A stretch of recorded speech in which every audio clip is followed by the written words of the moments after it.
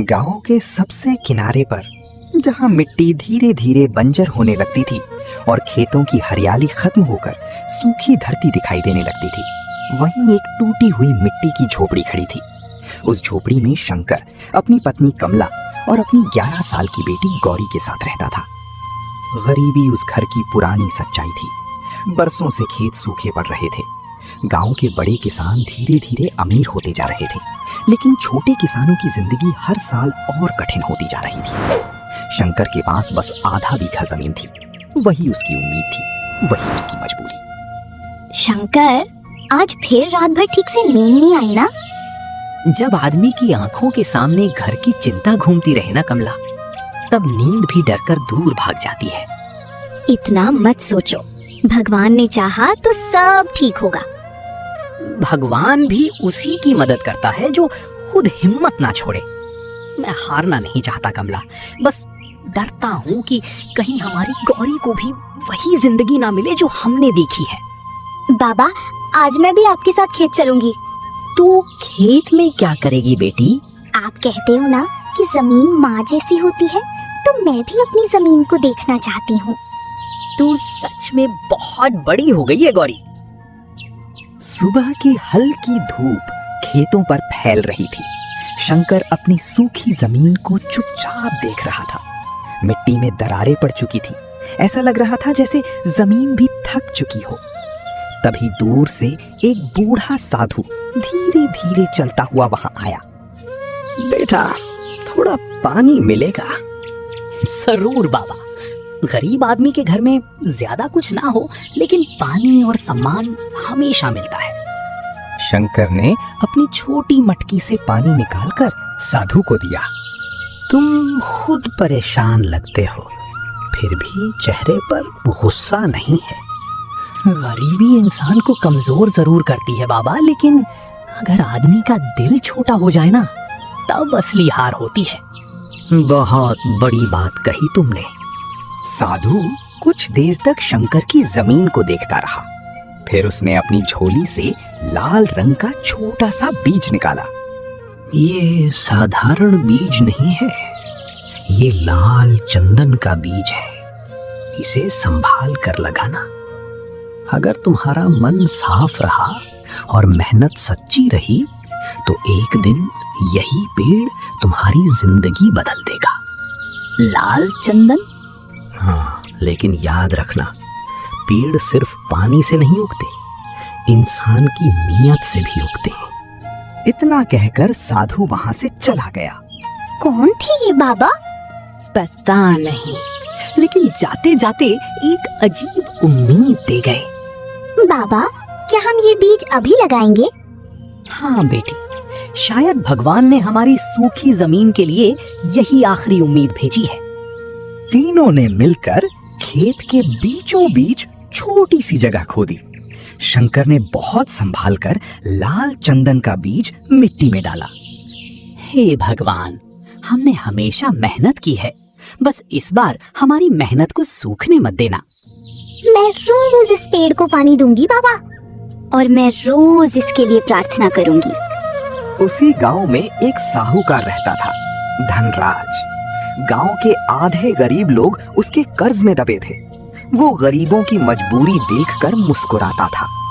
एक दिन उसकी नजर शंकर के खेत पर पड़ी। अरे शंकर, इस सूखी जमीन में अब क्या उगाने की कोशिश कर रहा है? उम्मीद बो रहा हूँ साहूकार जी। गरीब आदमी की उम्मीद भी उसकी जेब जैसी खाली होती है। खाली जेब आदमी को छोटा नहीं बनाती साहूकार जी, खाली दिल बनाता है। धनराज के चेहरे पर हल्की जलन दिखाई दी। देखता हूँ ये छोटा सा बीज तेरी जिंदगी कैसे बदलता है।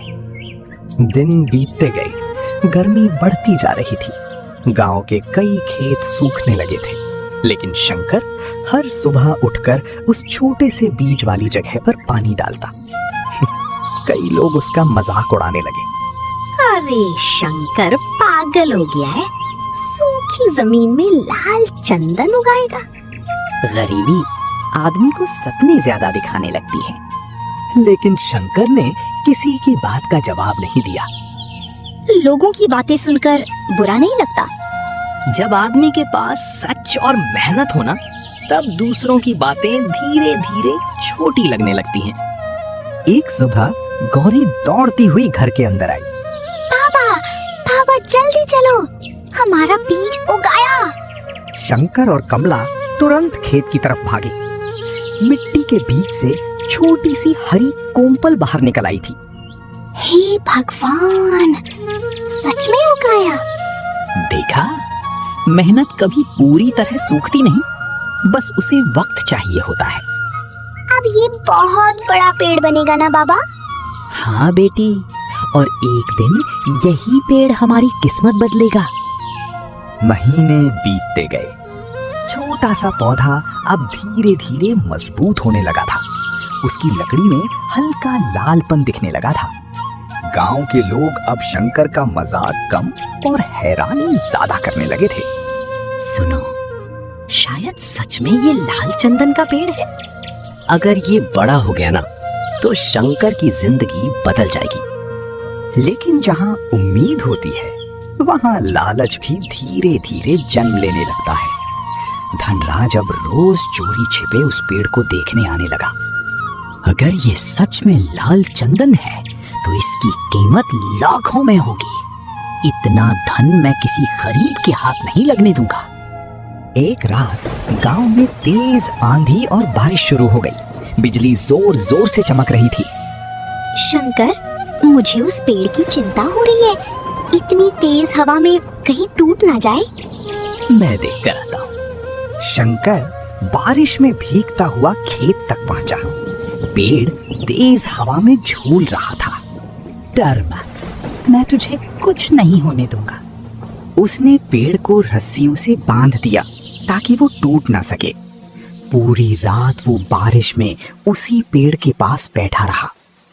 सुबह होते होते तूफान शांत हो गया। बाबा, हमारा पेड़ बच गया।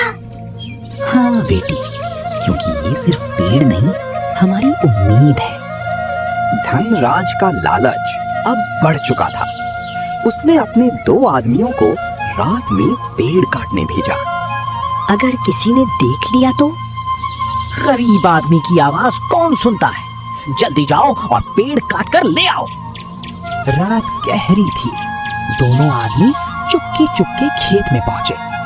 जैसे ही उन्होंने कुल्हाड़ी उठाई, अचानक जोर से बिजली चमकी। दोनों डर गए। तभी गौरी की आंख खुल गई। पापा, खेत में कोई है। शंकर तुरंत बाहर भागा। दोनों आदमी डरकर भाग गए। कौन था वहाँ? मुझे लगता है कोई हमारा पेड़ काटने आया था।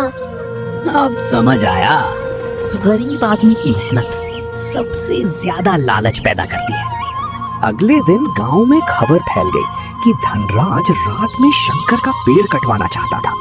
गांव वाले धीरे धीरे उसके खिलाफ बातें करने लगे। इतना लालच भी अच्छा नहीं होता। शंकर ने मेहनत की है, उस पेड़ पर सिर्फ उसी का हक है। धनराज को पहली बार लगा कि गांव वाले अब उससे डर कम रहे हैं। कुछ साल बाद लाल चंदन का पेड़ पूरी तरह बड़ा हो चुका था। उसकी लकड़ी की खुशबू दूर तक फैलती थी। शहर से व्यापारी उस पेड़ को देखने आने लगे। एक व्यापारी ने शंकर को बहुत बड़ी कीमत देने की बात कही। अगर तुम ये पेड़ बेच दो, तो तुम्हारी आने वाली कई पीढ़ियां आराम से जी सकती हैं। शंकर, अब हमारे सारे दुख खत्म हो सकते हैं। लेकिन बाबा, आप हमेशा कहते थे कि पेड़ सिर्फ पैसा नहीं देता, जिंदगी देता है। शंकर काफी देर तक चुप रहा।